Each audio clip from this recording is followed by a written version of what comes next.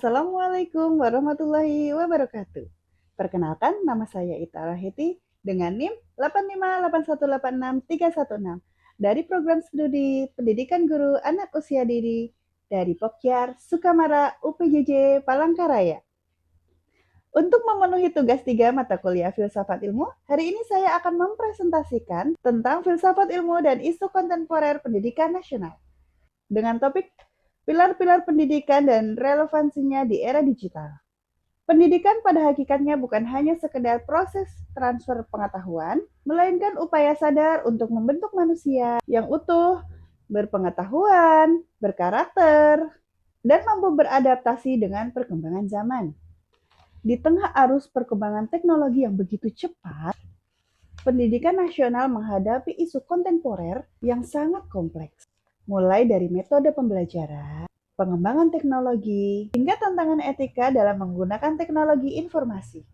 Era digital menuntut adanya redefinisi terhadap pilar-pilar pendidikan agar tetap relevan dan mampu menjawab kebutuhan zaman, tanpa kehilangan nilai-nilai dasar kemanusiaan dan nilai kebangsaan. Makna pilar dalam konteks pendidikan sebagai dasar atau tiang penguat sistem pendidikan. Pilar pendidikan adalah dasar atau penopang utama yang menjadi landasan dalam proses pendidikan. Pilar ini berfungsi untuk menjaga agar pendidikan berjalan dengan baik dan mampu mencapai tujuannya. Tanpa pilar yang kuat, pendidikan akan sulit untuk membentuk peserta didik yang berpengetahuan, berkarakter, dan siap untuk menghadapi perkembangan zaman. Dalam konteks lain, UNESCO merumuskan 4 pilar pendidikan yang hingga kini masih sangat relevan, bahkan semakin penting di era digital. Yang pertama adalah learning to know, atau belajar untuk mengetahui. Kemudian yang kedua yaitu ada learning to do, atau belajar untuk melakukan. Yang ketiga, learning to be, atau belajar menjadi diri sendiri.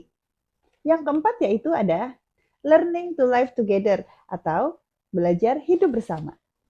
Selain itu, prinsip dasar pendidikan menurut Ki Hajar Dewantara adalah Engarso Suntulodo, Eng Madyo Mangunkarso, dan Tutwuri Handayani. Yang pertama yaitu Engarso Suntulodo, yang berarti di depan memberi teladan. Guru harus menjadi contoh yang baik bagi peserta didik melalui sikap dan perilakunya. Contohnya seperti guru dapat membiasakan mengucapkan salam, membuang sampah pada tempatnya, dan berbicara dengan sopan, sehingga anak-anak dapat meniru perilaku yang diterapkan oleh guru. Kemudian yang kedua yaitu Eng Madya Mangunkarso, yang berarti di tengah membangun semangat, di mana guru membantu peserta didik. Yang kedua yaitu Eng Madya Mangunkarso, yang artinya membangun semangat. Guru tugasnya tidak hanya mengajar, tetapi juga memberikan motivasi dan dorongan, dan tetap semangat untuk peserta didik. Yang ketiga ada Tutwuri Handayani, yaitu di belakang memberikan dorongan, guru memberikan kepercayaan dan dukungannya agar siswa terlatih mandiri dan mampu mengembangkan potensinya. Kemudian, analisis relevansi dan tantangan penerapan dalam era digital. Pada era digital saat ini, prinsip dasar pendidikan menurut Ki Hajar Dewantara masih sangat relevan digunakan dalam dunia pendidikan di era digital. Contohnya saja di dalam lingkup pembelajaran PAUD, pendidikan tidak hanya berfokus pada penguasaan teknologi, tetapi juga pada pengembangan potensi peserta didik secara menyeluruh, termasuk aspek moral, sosial, emosional, kognitif, juga fisik motorinya. Kemudian, relevansi dalam dunia pendidikan anak usia dini. Yang pertama ada dalam pembelajaran daring. Teknologi dapat menjadi sarana pembelajaran yang menarik bagi anak usia dini melalui berbagai video interaktif, kemudian permainan edukatif, dan aplikasi bahan pembelajaran. Hal ini mendukung proses belajar yang lebih fleksibel dan sesuai dengan perkembangan zaman. Kemudian yang kedua yaitu ada pengembangan literasi digital sejak dini.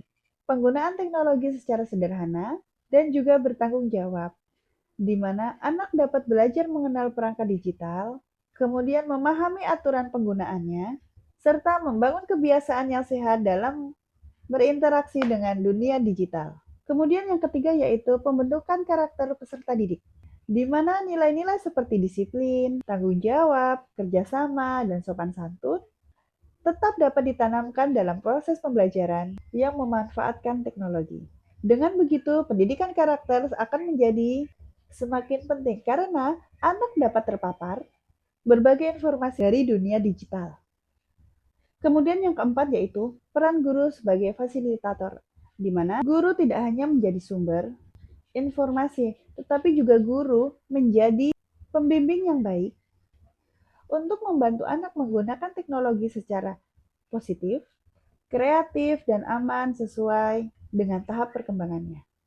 Selanjutnya yaitu tantangan dalam penerapannya. Yang pertama ada keterbatasan akses teknologi, karena tidak semua keluarga memiliki perangkat digital atau akses internet yang memadai. Yang kedua, yaitu risiko penggunaan gawai yang berlebihan, di mana anak dapat ketergantungan menggunakan gawai secara berlebihan jika tidak kita awasi. Kemudian yang ketiga yaitu rendahnya literasi digital terhadap orang tua dan guru, di mana sebagian besar orang tua dan guru masih mengalami kesulitan dalam memanfaatkan teknologi sebagai media pembelajaran yang aman dan efektif. Refleksi terhadap persoalan pendidikan nasional saat ini. Pilar pendidikan Ki Hajar Dewantara masih sangat relevan untuk menjawab berbagai tantangan dalam pendidikan nasional, seperti rendahnya karakter peserta didik, kemudian penyalahgunaan teknologi, kesenjangan literasi digital, menurunnya budaya keteladanan.